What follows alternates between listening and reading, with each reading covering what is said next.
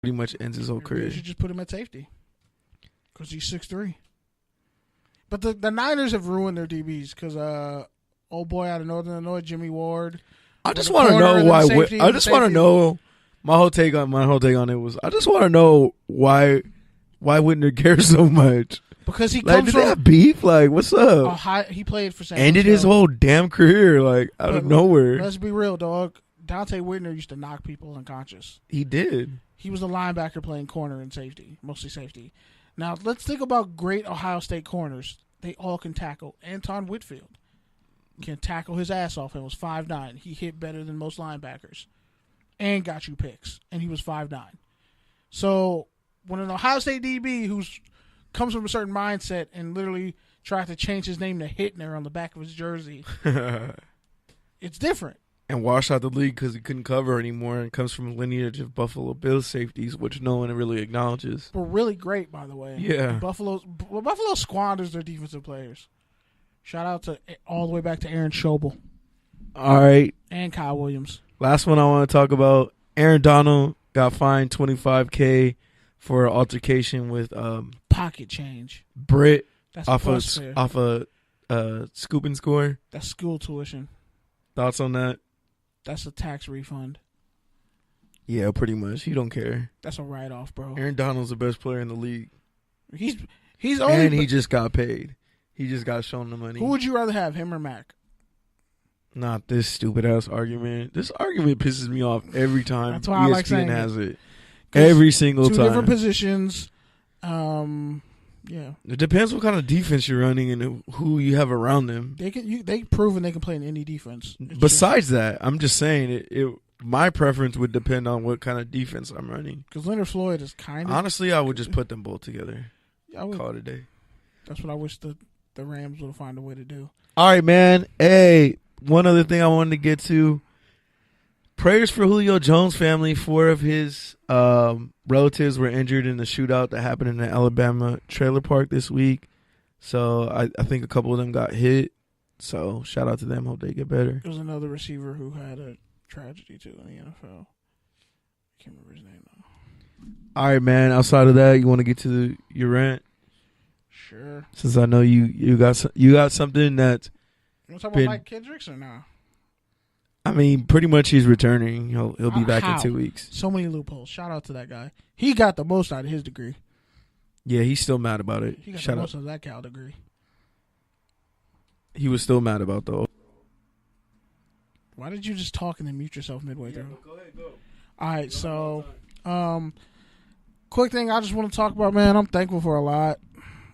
Thankful that our 100th episode is next week. Thankful that we managed to be doing this for so long and we stuck with it, and we're constantly thinking of ways to improve the broadcast and what we want to do with it going forward. And the fact that I feel like we're pretty legit as far as media. I mean, we're not really like on the scene, well known with all these other media outlets, but we do good, accurate reporting here, and we're also really entertaining. So I feel like we're kind of just riding our own wave. But in regards to that, I saw a couple articles written. Shout out to Lindale High. They will be playing in the CIF Division 5 championship game this Friday night. I'm going to be there to witness history because it's happening at my old high school at Lindale, and I have to see that history. I have to see that. And like the fact that we interviewed these guys, Coach Clark, Jordan Wilmore, all of them cats, I really want to see those seniors go out with a win. Like, I'm really happy for them, and I really hope they win. Like, this is like the greatest team in Lindale history, and I really hope they get this championship against Palos Verdes. But I'm also pissed that I read a lot of the articles, like in places like the Daily Breeze and other spots, where they mostly talked about PV and that they've been there about 2 or 3 times, but they didn't mention that Lindale literally has not been in the CIF championship game since 1964. I think you should kind of talk about that a little bit more. I haven't seen any media outlet do that, so I figured we might as well do it. So, yeah, I'll probably just drop an article either today or tomorrow. Most likely tomorrow, probably Friday, the day of the game. Because honestly, I really want people to realize that these young men are doing something. They like have a whole community on their back, and they're doing things that we have not seen before. And most of those kids are Inglewood, Hawthorne. They're homegrown. It's not like Narbonne where they get 30 recruits coming from all over the place. It's not like it's modern day where they already get great recruits, and then they get a bunch of transfers coming in. But anyway, shout out to them. I hope they win. I hope they beat Palos Verdes, because fuck Palos Verdes, the city. But anyway, I hope they win. Yeah, man, those are all good points. Besides that, RIP to Birmingham season. They got scraped by Narbonne. Ooh, unfair. But yeah, besides that. Line there with smoke, y'all. Besides that, I was talking to someone. He was like, man, for a public school in the city, Birmingham is actually really good. Really good. At sports overall. And academics. Yeah, so shout out to them. Shout out to the Orange Line.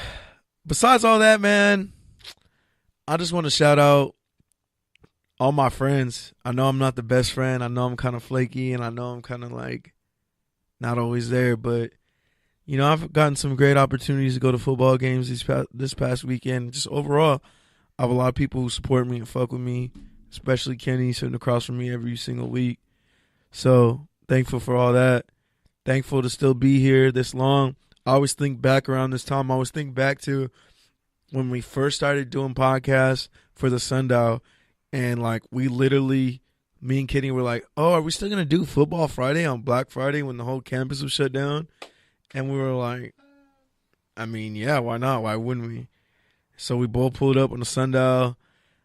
The office, at the time, we didn't have a key for the actual podcast room, so it was still locked, even though it was supposed to be open. They told us they were going to leave it open, but they didn't. Besides the point, we literally cut a whole podcast on the iPad. Little did we know that would pretty much be this would pretty much set the stage for how this show even got developed. Was pretty much doing exactly that, recording on an iPad, iPhone, in a room, just sitting there talking shit, talking about news, talking about things that nobody else was talking about, giving unique angles that nobody was talking about, and really not just being marginalized, petty journalists who were mad that they were not making it, but really just sharing a perspective and a culture that people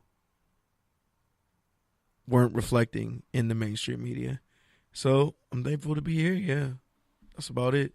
Touchdowns and tangents. Pre-record episode 99. It's pretty much a wrap. You can catch us on FBC Radio, X Squad affiliates, replays. You can catch us live on the Good News radio station as well as replays there. And hopefully Speaker and all your favorite podcasts they get their shit together. Speaker would stop fucking with my subscription and telling me I can't upgrade it, but saying that they're going to delete my shit if I don't upgrade it, but I can't upgrade it until it expires, and then I don't want it to expire, so it's really just a mess. It's cool because we got accepted on another radio platform. So I can't say the name on air, but we got other shit coming just in case. We keep backups. We keep extra plans in place in the tuck. But yeah, man, Touchdowns and Tangents, episode 99, tune into 100. If you know, you know. Peace. Shout out to Pusha T. He didn't get assaulted in Toronto.